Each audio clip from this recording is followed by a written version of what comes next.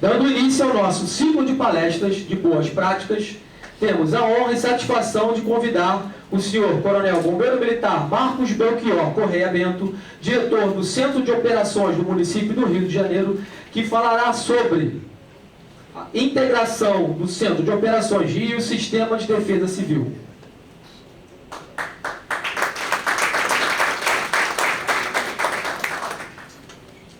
Bem, pessoal, bom dia a todos mais uma vez. Então, está aqui hoje para trocar experiências, né, positivas e até as negativas são importantes, né, para a gente aprender, como eu estava falando.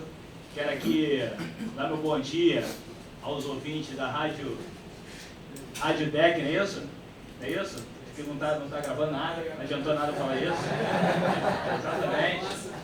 Quero aqui saudar os municípios da Baixada presente, Nova Iguaçu, Nilópolis, Guapimirim, São João de Meriti, quem mais estou esquecendo? Duque de Caxias, Mesquita, esqueci alguém? Nilópolis não falei não? Nilópolis, mais alguém? Não. Então vamos lá, vamos falar aqui rapidinho sobre o Centro de Operações. Tem alguma apresentação aí? Tá no ponto? Cadê? Não estou vendo. Isso é o vídeo? Quem falou que o vídeo é o ponto? Hã? Enfim, resumindo, tá dando problema aqui, viram, né? Não é isso não. Quem... Ah. Não quero, agora eu quero. Pessoal, fala aí os ouvintes da Rádio DEC, sejam bem-vindos ao Centro de Operações. Está aqui um seminário entre Centro de Operações, Defesa Civil Municipal do Rio e todos os municípios da Baixada Fluminense. Você que está nos ouvindo é uma pessoa prevencionista que está querendo mudar seu comportamental, sabendo seu comportamento em diversas situações da sua respectiva cidade. Sejam bem-vindos e vamos embora para esse seminário. Eu não sei porque eu estou olhando também para o negócio, é só rádio, né? Enfim, vamos lá, mas tentei falar perto. Agora sim, maravilha. Pessoal, falando aqui rapidamente do Centro de Operações, deixa eu só fazer um panorama, dar alguns passos aí para trás no tempo e vamos nos reportar para 2010. Tá? Primeiro mandato do prefeito Eduardo Paes começou em 2009, tá? 2010, o segundo ano do primeiro mandato. Tá? Em abril de 2010, nós recebemos um volume de chuva muito grande na cidade, na região metropolitana como um todo, e infelizmente 67 pessoas perderam suas vidas nesse desastre natural. Né? Romano viveu uma grande parte disso lá no Morro do Bumba, lá em Niterói. Foi essa chuva que a cidade do Rio de Janeiro recebeu e infelizmente 67 pessoas morreram. Como eu falei aqui logo no início, parece que eu estou falando do século passado, que a informação era muito difícil ter acesso. 13 anos somente. Aí, de novo, repetindo, não tínhamos o Waze, não tínhamos o WhatsApp, a prefeitura recebia as informações pela imprensa, não sabíamos se estávamos respondendo com os órgãos da prefeitura, não sabíamos de nada. Total falta de controle. Eu, Belchior, estava com o prefeito nesse dia. Nós fomos para o Centro de Monitoramento da Sete Rio, que ficava ali no prédio do Detran, na Presidente Vargas. A cidade do Rio de Janeiro possuía 60 câmeras somente. Dessas 60, 12 apenas funcionavam. Só para vocês entenderem o cenário. Tudo bem? Total falta de coordenação, não existia protocolo, acho que nem a palavra existia, protocolo naquela época. Não existia nada. O contribuinte paga seu imposto para ter um serviço público de qualidade. É isso que a gente exige. Então a Prefeitura do Rio, como o Rodrigo falou, o 8º PIB brasileiro, não tinha coordenação sobre suas ações num momento de urgência e emergência. 2010. O prefeito Eduardo Paes falou naquele dia, vou construir um centro de operações. Tudo bem? Em dezembro do mesmo ano, 2010, 8 meses ou menos após, foi inaugurado o Centro de Operações no dia 31 de dezembro de 2010. Primeira coisa que eu gosto de pontuar, a capacidade de gestão. Construir um equipamento como esse, em 8 meses com dinheiro público, todo mundo que já de alguma forma passou pelo orçamento público sabe que não é uma tarefa simples. Então, é muita dedicação, muito amor, algumas broncas no meio do caminho para fazer acontecer. Então, depois de 8 meses, inauguramos o Centro de Operações. Com um único objetivo naquele momento: sermos uma central de coordenação de urgência e emergência na cidade do Rio de Janeiro. Esse era o objetivo. Tudo bem? Seguindo. Primeira conquista: colocar todo mundo sentadinho lá do outro. Estou falando de tecnologia nenhuma aqui, ó. Colocar um sentadinho do lado do outro. Em grandes instituições, como é o nosso caso aqui, com os nossos respectivos municípios, às vezes a gente não sabe o que o amiguinho está fazendo na sala ao lado. Quando a gente começa a colocar um sentadinho do lado do outro, começa assim: ué, você faz isso? Isso aqui tem interação comigo nisso aqui. Aí começa. Você vai entendendo o negócio do outro. Você vai entendendo. E a gente começa a interagir. Então, ó, primeira conquista, capacidade de gestão. Primeira observação, melhor dizendo. Primeira conquista, um sentadinho do lado do outro. Toda hora, por eu ser aqui o chefe do Centro de Operações, sou convidado para um seminário com o tema Cidades Inteligentes. E eu odeio esse nome. Odeio esse nome. Eu quero ser eficiente. Quando eu falo que eu sou inteligente, parece que todo mundo é burro. Eu odeio esse nome. Tá? Eu gosto do termo eficiente. Só que para eu ser eficiente, tem um processo a ser seguido muito grande, complexo e às vezes longo. Tá? Depois de 2 anos, 2 anos e meio, percebe que eu não estou nem usando a apresentação, estou falando aqui. Tá? Depois de 2 anos, 2 anos e meio de existência, o que a gente percebeu? Que apesar de a gente ter no sobrenome Operação, Centro de Operações Rio, nós identificamos que nós éramos uma ferramenta de gestão. O volume de dados gerados pela cidade era tão grande, que eu era uma ferramenta de gestão. Tudo bem? Aí foi o grande salto do Centro de Operações. Esse momento foi uma mola propulsora. Tudo bem? Primeiro momento, Centro de Coordenação de Urgência e Emergência. Como fazer isso? Não sabíamos muito bem. Tivemos muitos erros, ajustamos, fomos adequando. Depois de 2 anos e meio, quase 3 de existência, identificamos o volume de dados gerados, aí nos tornamos uma ferramenta de gestão. Depois desse tempo, a gente criou um grupo de cientistas de dados. 6 garotos, eu lembro disso claramente, 20 e poucos anos, sentados numa salinha, começaram a desenvolver diversos protocolos para a cidade do Rio de Janeiro, baseado em dados.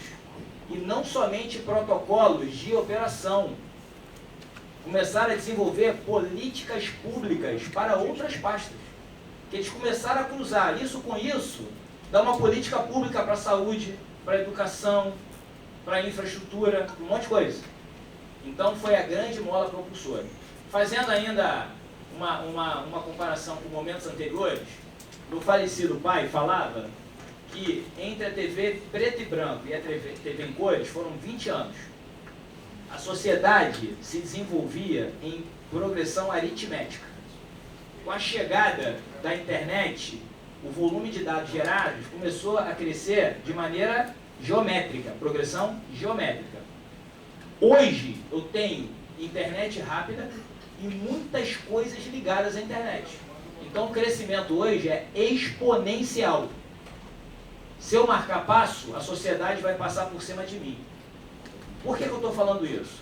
Aquele momento que eu vivi, que foi transformador, depois de 2 anos e meio de existência do COR, que foi a criação dos cientistas de dados, eu estou vivendo esse momento agora, aqui na frente. Que momento é esse? A implantação da inteligência artificial nos processos do COR. Se eu ficar para trás, ferrou. Tudo bem? Eu estou vivendo exatamente esse momento. Nesse momento, tem um grupo dentro do COR estudando a implantação da inteligência artificial no COR. Há uns 2 meses, saiu na capa da Time uma manchete dizendo a seguinte coisa: inteligência artificial, fim da humanidade. Não quero entrar nessa discussão. Não quero entrar na discussão. Vou apresentar um negócio aqui para vocês. Ó. Quer ver? Vou mostrar aqui um negócio. O pessoal acha aqui, Rodrigo. Rodrigo sabe o que eu falo.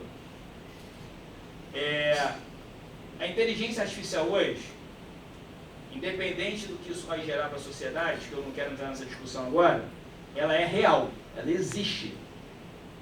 E com qualidade. Tudo bem? Mandei isso aqui hoje, ó. Cadê? Hoje não. Peraí, só um minutinho, paciência, por favor. Deixa eu ver aqui. Aqui, ó.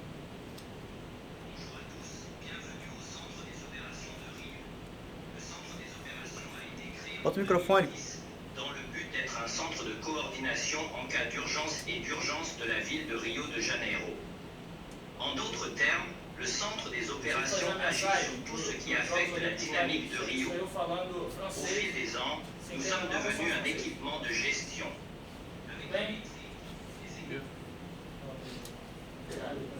Hola a todos, bienvenidos al Centro de Operaciones Rio. El Centro de Operaciones se creó en 2010. Esse aqui foi eu, fiz um vídeo falando normal português, eu botaria de você. Tudo bem? E ele não somente traduz, ele usa a frequência da minha voz para eu ficar com a minha voz e ele muda o movimento da minha boca para ficar na sílaba da palavra. Tudo bem? Isso aqui eu fiz na internet sem pagar R$1. Tudo bem? Já, não vai demorar muito, para você fazer uma ligação, vai ter que ter algum tipo de confirmação biométrica, ou digital, ou rosto, porque hoje se você me mandar um áudio do teu WhatsApp, eu devolvo para você com a sua voz.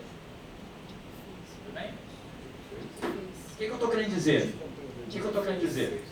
A inteligência artificial, ela é realidade. Ela não é um sonho, ela é realidade. Inteligência artificial que eu costumei usar agora, recentemente. Você pega um processo, 500 mil volumes, 800 mil páginas, bota ali, ela faz um resumo de uma folha para você.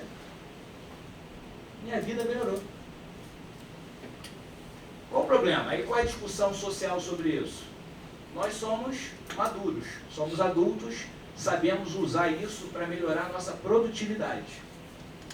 De repente subiu o Belchiorzinho, 10 anos de idade, tem prova amanhã, tem um trabalho para fazer amanhã. Belchior, vamos jogar bola? Essa é a discussão.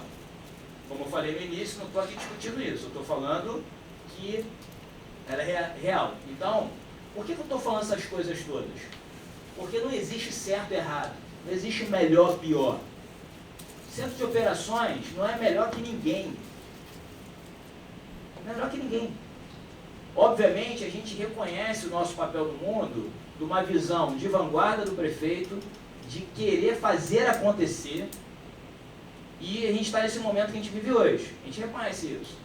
Mas eu não estou dizendo que o teu processo é pior ou melhor que o meu. Não existe melhor ou pior.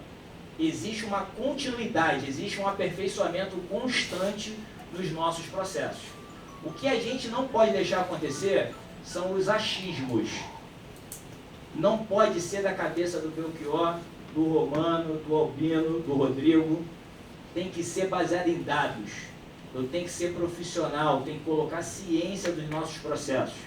Para que eu possa sair daqui um dia e o outro que entrar no meu lugar, que faz parte da vida, tocar a vida. Baseado em dados. Para isso que a gente tem uma meta muito clara aqui no Centro de Operações, que é a validação científica dos processos embarcados aqui.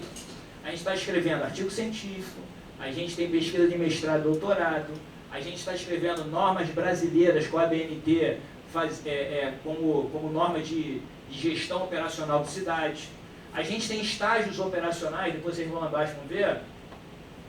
E o nosso estágio operacional de cidade não são estágios operacionais de defesa civil. A defesa civil faz parte do algoritmo que muda o estágio da cidade. Dentro do estágio da cidade, que são 5, normalidade, mobilização, atenção, alerta e crise.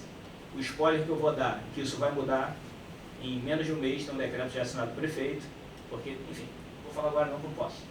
Mas dentro dos 5 estágios, para eu mudar o estágio, existe uma matriz decisória que avalia mobilidade da cidade, clima, eventos, a cidade de Janeiro recebe muitos eventos, isso muda a dinâmica da cidade. E vários outros fatores que ali estão, que fazem mudar o estágio da cidade. Quando o estágio da cidade é mudado, a gente aciona protocolos para dentro e comunicação para fora. O que a gente precisa é mudar o comportamento do cidadão. O prefeito, uma vez, foi convidado lá em 2012 para dar uma palestra no TED Talk. Tem gente que conhece, quem não conhece é um formato de palestras de até 15, 20 minutos, com vários temas. Isso foi lá na Califórnia. De novo, eu dando sorte desses momentos históricos, eu estava com o prefeito nesse dia, e o prefeito usou um termo chamado polidigitocracia. Aí vamos lá, estou falando 2012, tá? Estamos em 2023, 2012. O prefeito usou um termo chamado polidigitocracia. O que é isso, Belchior? A gente tem um sistema de representatividade dado pela Constituição brasileira e a gente segue isso. Vai lá, vota em alguém, esse alguém nos representa. E é assim que tem que ser. Só que a sociedade quer mais, ela quer participar das políticas públicas e tomadas de decisão. Eu tenho que ter canais de comunicação com o cidadão para ouvir o cidadão, tá? E para eu criar até políticas públicas sugeridas por eles. Então, isso que o prefeito chamou de polidigitocracia, eu estou falando em 2012. Em 2010, já na criação, a gente já usava as informações de redes sociais como fonte de informação. Apanhamos da imprensa inúmeras vezes. Em 2011, falava assim pra gente: você está de brincadeira? Você está usando como fonte de informação o Orkut? Lembra? O mais novinho falou assim: o que é Orkut? Tem alguém me olhando aí. Orkut? Facebook? Vocês estão de brincadeira. Hoje isso é normal. Hoje as redes sociais são fontes de informação. Dentro daquela matriz decisória que eu falei, que muda o estágio da cidade, eu tenho um robô dentro de rede social que mede sensibilidade. 20 mil vezes falaram Belchior. Belchior é legal ou Belchior não é legal? Ele mede isso. Quando eu falei não é legal, veio outra palavra na cabeça, mas eu preferi não falar, tá? Exatamente. Isso faz com que mude o estágio de cidade também. A opinião popular sobre determinado evento muda o estágio da cidade. Então percebam que nos processos embarcados no GOR, a opinião popular tem um grande valor. Sabe por quê? É quem sofre na prática. É quem sente na pele. Tudo bem? Beleza? Então, a gente cria esses canais. Para isso, a gente tem aplicativo, redes sociais, site. A gente tem uma empresa chamada Eletromídia. Eletromídia é dona de 16.500 telas na região metropolitana do Rio. Elevador, shopping, VLT, barca, trem, várias telas espalhadas por aí pela região metropolitana. Eles impactam 5,5 milhões de pessoas diariamente. Eles impactam tanta gente, mas tanta gente, que a Rede Globo comprou 30% da empresa. Tudo bem? A gente está com um sistema deles aqui dentro, que eu mando informação georreferenciada e customizada para qualquer dessas telas. Exemplo, está chovendo no Rio, chovendo forte. Sabe, as pessoas que trabalham em shopping, às vezes, sabe quando você entra no shopping de manhã, a pessoa fala boa noite para você? Sabe? Enfim, ela não sabe o que está acontecendo lá fora. Às vezes o mundo está acabando lá fora do shopping, a pessoa não sabe o que está acontecendo no mundo. Então a gente vai conseguir mandar informações para dentro do shopping do tipo, permaneça no shopping. Coisa do tipo. Se ela tiver o aplicativo do Corp, depois vocês vão baixar, corp.rio aí, corp.rio, você recebe informações da cidade, tem acesso a todas as câmaras da cidade, informações de mobilidade, de defesa civil, de tudo. Agora, um grande spoiler que eu vou lançar aqui agora, que muitos não sabem, e vai ser bom para todo mundo, vai ser bom para todo mundo. A gente está num grupo de trabalho com a Anatel, tá? O meu filho mais velho, filho do meu primeiro casamento, ele foi fazer high school nos Estados Unidos, ensino médio nos Estados Unidos. Aí fui visitar o Bonito, tá? Quando eu cheguei lá, recebi aviso de furacão no celular. Aí eu não me cadastrei em nada. Não baixei nenhum aplicativo. Como é que esse negócio chegou no meu celular? Como é que foi? Tá, essa aí foi minha cara. Não, não sei. Nos Estados Unidos, eles têm um sistema que eles mandam, eles definem um polígono e eles enviam para esse polígono a informação que eles querem, de emergência. Independente se você é cadastrado em alguma coisa ou não. Independente da sua operadora. Você simplesmente recebe. Aí, ó. Por que tem esse negócio no Brasil? Porque tem uma lei federal. Tem. Enfim, vou explicar. Tem uma lei federal de marketing que proíbe o envio de mensagem. Até aí tudo bem. Mas encarar aviso de emergência como marketing, aí a Anatel percebeu isso, tá? Acionou o Congresso, retiraram esse artigo da lei do marketing, ela fez um regulatório que obriga as empresas de telefonia e dados a custearem um sistema igual ao dos Estados Unidos. Tudo bem? Adivinha quem está no grupo de trabalho junto com as empresas de telefonia? Eu, no sentido, não sou eu não, é o COR. Tudo bem? A partir de janeiro, todo mundo vai ter acesso a esse sistema. A partir de janeiro, a gente vai ter um sistema que vai ser capaz de enviar essa mensagem de emergência para a área que a gente quiser. Independente se você se cadastrou ou não, simplesmente você vai ser, desculpa o termo, entubado. Vai receber a informação. A informação simplesmente vai surgir no seu celular. Isso é uma mudança comportamental gigantesca. E eu considero isso uma mudança comportamental gigantesca. Aí, ó, isso eu estou falando, ó. Perceba os canais de comunicação, ó, rede social, site, aplicativo, eletromídia, essa ferramenta da Anatel. O que a gente está desenvolvendo com as empresas, as emissoras de TV? Quando a gente muda o estágio, está sendo desenvolvido isso. Principalmente de atenção para cima, ou seja, do intermediário para o mais grave, vai surgir uma barra na TV aberta. Ó, cidade encontra-se em estágio de atenção. Está vendo novela, enfim, jornal, vai aparecer aquele negócio ali. Rádios, que tem um alcance gigantesco. Gigantesco.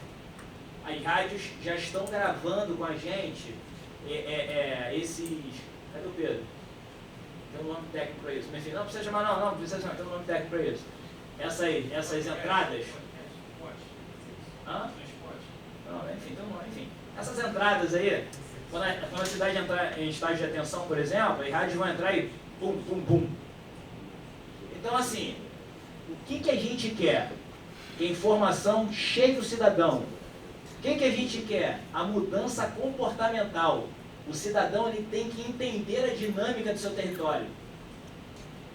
O que nós, poder público, tem que fazer? Tem que dar informação de qualidade. A gente tem que ajustar as informações para dar uma informação de qualidade. Isso é um lado da moeda. O outro lado é criar os protocolos operacionais para reduzir ou eliminar aqueles impactos. Tudo bem? Com esse volume de dados gerados, eu consigo fazer uma análise e direcionar as minhas ações de preparação para o próximo período. Sempre assim, sempre evoluindo. É isso que a gente busca fazer aqui no COR. Lembrando que o COR, ele é um ecossistema. Eu não mando no COR, não mando em casa, não mando em lugar nenhum. Ali dentro, na sala de situação que vocês vão conhecer, a gente tem representatividade dos órgãos de prefeitura, ou seja, tem a Sete Rios. Sou chefe da Sete Rios? Não. Chefe da Sete Rios, presidente da Sete Rios. Tem a guarda. Sou chefe da guarda? Não. Tem a defesa civil. Sou chefe da defesa civil? Não, Rodrigo. Cada um tem seu chefe. O que a gente tem? Protocolos naquilo que causa impacto para a cidade do Rio de Janeiro, definidos e sistematizados. Ó, isso aqui é meu amiguinho, ó. Vou pro banheiro com ele. Ó, tomo banho com ele, durmo com ele. Isso aqui é o meu sistema do COR, que vai me avisando, vai criando esses alertas, vou acompanhando os processos. Está tudo ali comigo. Então, assim, eu consigo monitorar, eu consigo acompanhar, eu consigo colocar métrica. É isso que a gente, assim, tá bom? Nunca tá bom. Tem sempre que ajustar, nunca tá bom. Nunca tá bom. Aí, ó, perceba um caminho, ó.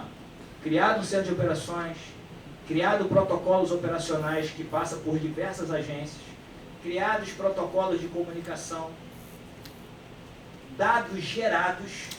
Aí eu entro na fase, olha a fase que eu vou entrar aqui agora, que é o grande desafio.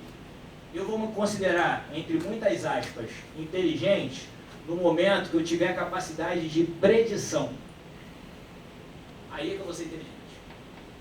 O que é predição? Ó, olha só que maravilhoso, imagina, maravilhoso isso, ó. Dona Maria, seu João, daqui a 2 dias vai chover 40 milímetros em 1 hora na sua região. Saia de casa. Imagina, 48 horas antes. Imagina isso. Chegar nesse nível. Senhor fulano, o senhor que tem um costume de utilizar a rota tal para ir para o seu trabalho, não é um bom jeito de usar essa rota. Vá por essa rota aqui que o senhor ganha 10 minutos, 15 minutos. Predição. Para isso, essas grandes parcerias que a gente tem aqui. A gente não constrói nada sozinho. Então, por isso que eu estou falando com o ecossistema. Além de representação das agências municipais, estaduais, algumas federais, a gente tem grandes parcerias com iniciativa privada. Estava mostrando ali para o Romano e para o Albino ali embaixo. O Waze, por exemplo. O Waze tem uma... Quando você usa o seu Waze, você passa por um algoritmo que fala que isso aquilo é verdade ou não. Ou seja, como é que o Waze define que aquela rua está engarrafada? Todo mundo tem o Waze no celular, então quer dizer, está engarrafada, o Waze está engarrafado. Mais ou menos isso. Se você sozinho botar assim, está engarrafado, ninguém mais falou nada, o Waze, pô, está engarrafado. Mais ou menos isso. Fake news. É isso? Eu tenho um sistema de Waze aqui dentro. Se eu botar ali agora, que a rua aqui na frente do córrego está bloqueada, o Waze desvia você da rua do córrego. Porque ele confia na informação do core. A informação do core é verdade, não passa pelo algoritmo. Tá? O nome disso, o Waze tem um programa mundial chamado Waze for Cities. Só 8 cidades no mundo participam disso. A gente se orgulha de participar. Em compensação, o Waze me dá a base de dados deles. Em contrapartida, eu cedo ao Waze diversas informações da cidade. Então, consigo ajustar a operação da cidade no quesito mobilidade. Aí eu só estou comentando aqui meus familiares, minha falecida avó. Minha avó usava muita palavra livramento. A gente apanha quando algo dá errado, mas ninguém enxerga os livramentos. Tem muita coisa que deixa de acontecer na cidade do Rio, porque aquele timaço que está ali embaixo, montado pelos operadores do centro de operações, desenvolve e não deixa acontecer. Aí de novo, tá maravilhoso? Óbvio que não. Tem que melhorar muito? Sempre tem que melhorar muito. Mas a gente se orgulha dos processos, da coordenação, dos ajustes. Agora, tudo isso que eu falei, entendendo a Disney aqui para vocês, o sistema que mais nos orgulha, que já mudou o comportamento, o sistema de defesa civil. Em 2011, foi implantada a primeira sirene na cidade do Rio de Janeiro. Tá? De lá para cá, 2 pessoas morreram, né? E foram as pessoas que retornaram para suas casas para pegar documento, pegar algum bem. Então, assim, em 2010, 67 pessoas morreram. De 2011 até 2023, 2 pessoas morreram. Percebam que eu não usei a palavra apenas, porque não se mede o valor de uma vida. Eu estou querendo dizer que existem processos e existe mudança cultural. Então, a Defesa Civil Municipal, que é um timaço, faz um trabalho constante de treinamento, palavra utilizada pelo Romano quando ele abriu aqui para falar com vocês, treinamento constante. O que a gente gosta? O que a gente gosta? Ficar o pé para cima na ar-condicionado vendo Netflix, todo mundo gosta. Tirar da zona de conforto é muito difícil. Não é fácil chegar para o cidadão que mora numa área de risco geológico e falar assim, ó, quando a sirene tocar, você vem comigo aqui, ó, para esse ponto seguro aqui. Não é fácil fazer isso. A Defesa Civil faz isso durante 8 meses. Por que 8 meses? Para no verão estar treinado. Trabalho de campanha, comunicação, sai de casa, vem para o ponto seguro, e bababá, direto, constante. Hoje a gente já percebe uma transformação cultural muito grande. Mas tá bom? Não, tem sempre que melhorar. A gente tem hoje sirenes em 103 comunidades, são 164 sirenes distribuídas.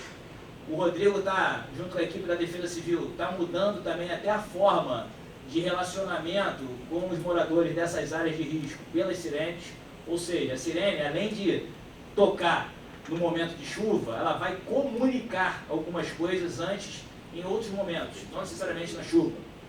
Atenção cidadão, não sei o que, Defesa Civil, enfim, algo mais ou menos desse tipo, que é uma mudança também na forma de utilizar esse equipamento. Então percebam que tem muitas coisas. Nessas grandes parcerias, além de Waze, a gente fala com a Google, a gente fala com a NASA, eu estava falando também com o Romano Colbino ali embaixo. A Google, uma das maiores empresas de tecnologia do mundo, se não a maior, tá? Criou um setor dentro da Google de avisos de urgência e emergência. Existe um head mundial, ou seja, um executivozão sinistro que ganha sei lá quantos mil por mês, que o cara pensa somente em criar tecnologias para avisar, dar informações de urgência e emergência.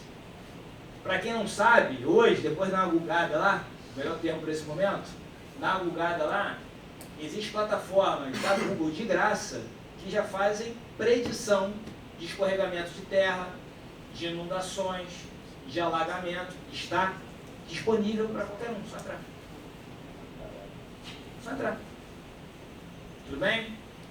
Então, assim, você não precisa perder tempo criando plataformas e pagando uma grana muito grande, porque você já tem acesso a muitas informações. Na fala do Albino aqui agora, você precisa ter dinheiro para isso. Precisa ter boa vontade. Precisa estar ligado na pauta Defesa Civil. Fazendo uma conexão também, ano que vem, a partir de dezembro desse ano, o Brasil assume a presidência do G20. Tudo bem? Todo mundo já ouviu falar do G20, mas todo mundo relaciona o G20 à cúpula do G20. Quando eu penso a cúpula do G20, eu penso um mesão. Ó, vê se vocês estão pensando isso. Mesão, vários presidentes sentados, ó, um olhando para a cara do outro, anotando alguma coisa, discutindo alguma coisa. Esse é o fechamento do ano. A cúpula do G20 é uma reunião com todos os presidentes. Só que a partir do momento que a gente assume a presidência, a gente tem um ano de mandato no Brasil. Nesse ano, existem várias pautas até o fechamento com a cúpula do G20. O que eu estou querendo dizer? Em dezembro, a presidência passa para o Brasil e o mandato termina em novembro do ano que vem. Tudo bem? O fechamento da cúpula do G20. Desse ano até aqui, 800 mil agendas. Existe G20 Mulher, G20 Mobilidade, G20 Resiliência, G20 um monte de coisa. Estamos brigando para que a pauta G20 Resiliência venha para o Rio de Janeiro. 80% dessas agendas vão acontecer na cidade do Rio de Janeiro. Tá? A gente está brigando para que o G20 Resiliência seja sediado no Rio, especificamente aonde? Adivinha? Tudo que vocês acertarem. No Centro de Operações. Se isso acontecer, eu vou ter que fazer uma mega obra aqui no prédio aqui do lado, para fazer uma sala G20 com capacidade de mesa de 40 pessoas, enfim. Isso está rolando. Isso está rolando. O Rio de Janeiro, infelizmente, tem histórico de desastre natural. A gente tem essa história. A gente tem aprendizado. A gente tem melhora de performance. A gente tem conteúdo para falar. Então o Rio de Janeiro está brigando para sediar a pauta G20 Resiliência aqui na cidade do Rio de Janeiro. Obviamente, com todo mundo. Então esse seminário aqui é um bom momento da gente botar essas experiências na mesa, positivas e negativas, como erro, como oportunidade. Porque talvez essas experiências trocadas aqui sejam pautas no G20 Resiliência, por exemplo. Então, antes de eu vir para cá, eu estava dando uma entrevista para a Rede Globo falando das mudanças climáticas. A gente tem um negócio chamado sentimento piniquim. Quando tem um desastre natural em outros países, é mudança climática. Quando tem um desastre natural no Brasil, é incompetência. O mundo está passando por um processo transformador. Transformador. Aí, citando como exemplo o último verão. Fevereiro desse último verão, eu tive o quarto fevereiro mais chuvoso de toda a série histórica. Quando eu falo série histórica, 1931. E esse último fevereiro foi o quarto mais chuvoso de toda a série histórica. Março, o mês seguinte, eu tive o quarto março mais seco de toda a série histórica. Eu tive os extremos em meses sequenciais. Um choveu absurdo, o outro foi completamente seco e quente. O mundo está passando por um processo de transformação. E o que eu falo? Também falando da série histórica. Olha essa conta aqui. De 1931 até 1997, eu tinha, em média, um desastre natural a cada 5 anos e meio. 1931 a 1997. De 1997 até 2010, eu tinha, em média, um desastre natural a cada 3 anos. De 2010 para cá, eu tenho um desastre natural por ano. Sabe o que isso quer dizer? Que o homem público não tem o direito de ser incompetente. Nunca pôde. Antigamente podia dar sorte. E essa incompetência não ser vista. Estão entendendo? O que eu estou dizendo para vocês? Vocês vão receber um desastre natural todo ano. Eu estou falando para vocês. Obviamente não sou eu, são os dados. O que você está fazendo para deixar a sua cidade mais preparada? O que você está fazendo para criar os protocolos adequados? Lembrando sempre que os impactos sempre vão acontecer. Exemplo, aquela cidade do litoral paulista que teve agora no verão, São Sebastião. Recebeu 600 milímetros de chuva em 24 horas. Isso impacta qualquer cidade no mundo, não é no Brasil não. Qualquer cidade no mundo que receber 600 milímetros em 24 horas vai sofrer. A pergunta é, o que você fez antes para minimizar um impacto como esse? E o que você criou de protocolos para responder e recuperar rapidamente? Esse é o desafio. Porque 600 milímetros em 24 horas, em qualquer cidade, vai impactar. Absurdamente. Aí vou dar o exemplo da Líbia. Líbia, morreram mais de 12 mil pessoas. Tudo bem? Está preparado para ouvir o que eu vou dizer? Obviamente, a gente se solidariza com tudo que aconteceu. Se fosse no Brasil, não aconteceria aquilo. Ó, doeu o teu ouvido? Por quê? Alguns locais mais, outros menos, o Brasil tem a capacidade de monitoramento. Se chegasse a tempestade daquela em qualquer lugar do Brasil, o CEMADEM, o IMET, o teu município que tem radar, alguém ia avisar. Primeira coisa. Segunda coisa, aí vem o que a gente quer construir. Você tem protocolos de comunicação com o cidadão para falar que isso está acontecendo? Aí começa. Você tem protocolos operacionais? Ou seja, chegou uma tempestade, ninguém sabia, não, obviamente, como não sabia, não comunicaram, e infelizmente, 12 mil pessoas. Não estou aqui falando mal, bem, não estou falando isso não. Eu estou falando que no Brasil não aconteceria. Entenderam? Não aconteceria. Então, nós somos uma rede, nós aqui, capital, Baixada e qualquer outro município do estado, uma rede de proteção. Quando eu falei no início aqui que a gente está disposto a construir termos de cooperação técnica, a gente está de verdade. Eu tenho certeza que tem práticas positivas dos municípios de vocês que eu não tenho. Também sei que a gente tem práticas positivas para a gente trocar, que a gente pode relacionar os nossos dados e ajustar protocolos. Tudo isso a gente tem e quer fazer no Centro de Operações. Falei pra caramba, que eu gosto mais, porque eu não aguento mais apresentação, negócio aí. Só do primeiro slide. Tá?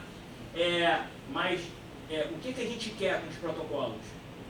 Melhorar a qualidade de vida do cidadão e, mais do que isso, se possível, que é o grande objetivo, salvar vidas. A Defesa Civil faz isso muito bem aqui. Faz isso muito bem. Não tem um canto dessa cidade que a Defesa Civil não reconheça. Para isso, a nossa capacidade de sensoriamento tem que sempre aumentar e sempre ser ajustada. A gente tem meteorologistas aqui 24 horas por dia. A gente tem uma grande parceria com a GeoRio, que é uma empresa municipal que faz análise de risco geológico em todo o território carioca. A gente tem a Secretaria de Assistência Social, que trabalha em conjunto, em grande parceria com a Defesa Civil. E o prefeito Eduardo Paes exige esses protocolos. De verdade, a gente tem um facilitador aqui, isso não é campanha política. Essas determinações de resiliência, elas são top-down.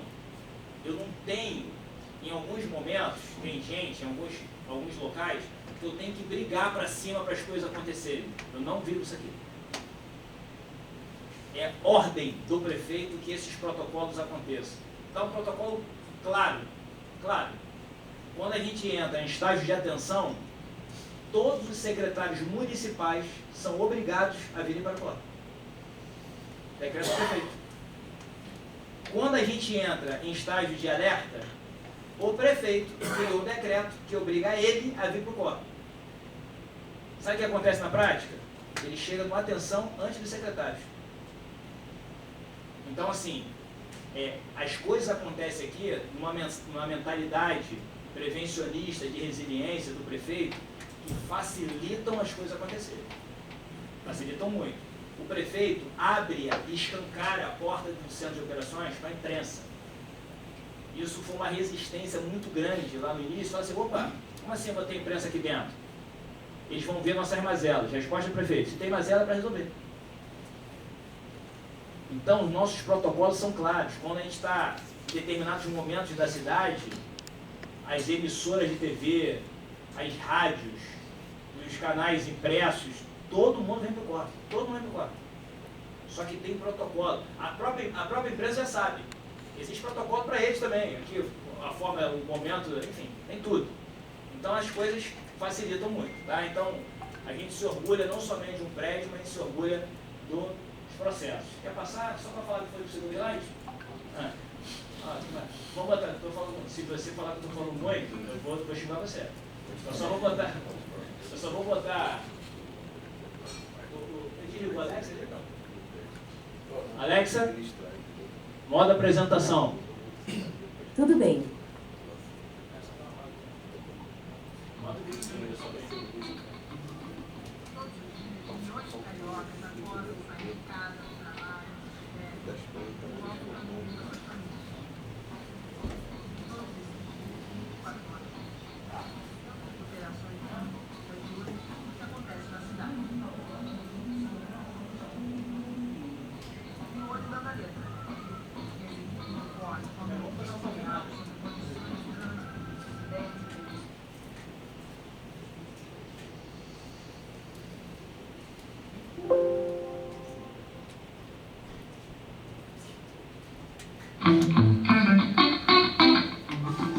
Todos os dias, milhões de cariocas acordam, saem de casa, trabalham, se divertem e voltam para dormir com suas famílias.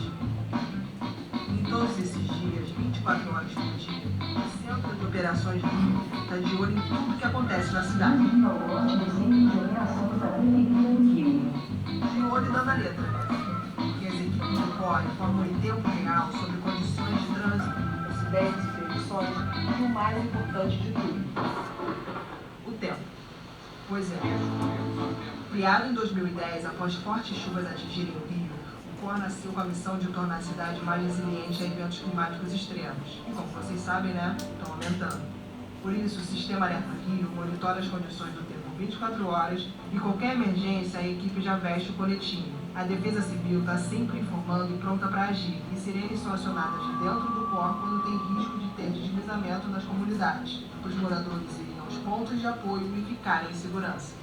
Acompanhando das chuvas ao calendário turístico, do trânsito no dia a dia, grandes shows e eventos, o COR conta hoje com 500 profissionais especializados e se tornou uma referência mundial em monitoramento e operações urbanas. E olha, não é para menos não, viu?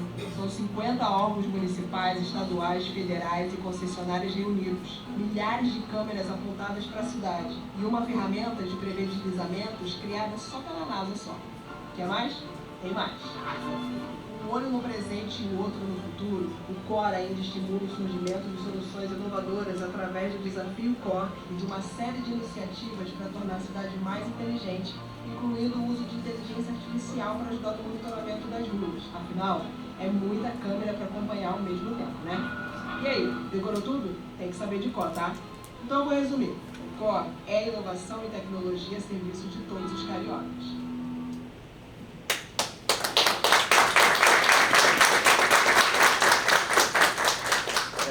Quero só dizer que Duque Caxias tá chovendo. Tá ligado, Ariel? Tô ligado, sim. Então, o pessoal tá aqui, tá vindo um núcleo rápido. Normalmente os núcleos chegam na cidade do Rio de Janeiro pela Serrana, passa pela Baixada ou pela Costa Verde. Então, assim, já teve um registro de chuva aqui considerável. Eu tava aqui falando pra vocês, tô olhando ali meu assessor de imprensa aqui assim, ó. O que foi? Olha, só nesse momento aqui que eu tava falando com vocês, que eu falei pra caramba também, falei umas meia hora aqui, as coisas já estão aceleradas. Então, meus amigos, olha só, eu vou falar porque o Mou tá ficando me dando bronca, cadê? Aqui, ó, dando bronca, mas assim, só encaminhando para o fim, caminhando para o fim, caminhando para o fim, mais uma vez agradecer a presença de vocês, agradecer pelo trabalho e dedicação de vocês, como o Romano, o Albino falaram, a gente transita no tema Defesa Civil por muito tempo. A gente sabe, às vezes, o esforço que cada um de vocês fazem para algumas coisas acontecerem, né? Nem sempre as coisas funcionam top-down. Tenho certeza que na região de vocês, muitas coisas que existem, foi muito do suor, dedicação, briga um com o outro para fazer acontecer. Então, isso vale a pena, vale a pena. Cada movimento que você faz para prevenção, tenha certeza que você está beneficiando alguém, talvez salvando uma vida. Tá? Então, é mais ou menos nessa linha que o que você quer falar, Ariel? Só para falar aqui o seguinte, aí a menina meteorologista lá que teve que fazer o apoio, a Defesa Civil de Caxias emitiu um alerta de SMS com aviso de quantidade de chuvas isoladas para as próximas horas. Isso aí, muito bom. É isso aí, capacidade de informar, exatamente. Bom, então, meus amigos, eu vou ter que descer ali rapidinho, mas depois eu vou subir. Depois, Romano, quero convidar vocês ali para ir na sala de situação em algum momento para a gente fazer uma foto, para vocês verem ali como é que funciona. O Rodrigo ali leva vocês. Vou ter que dar uma olhadinha aqui, mas eu volto, tá bom? Beleza? Excelente dia para nós.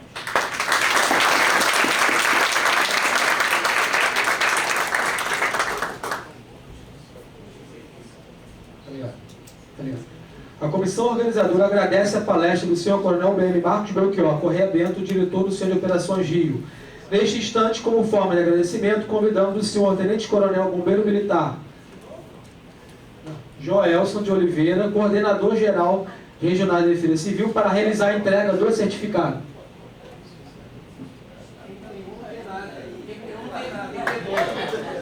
Autoridade e palestrante.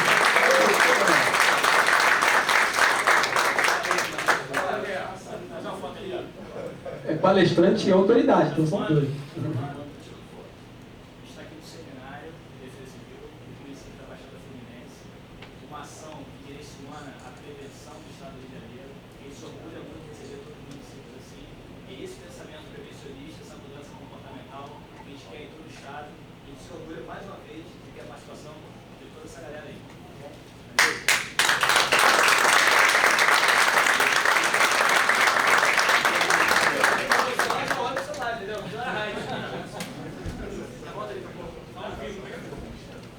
dando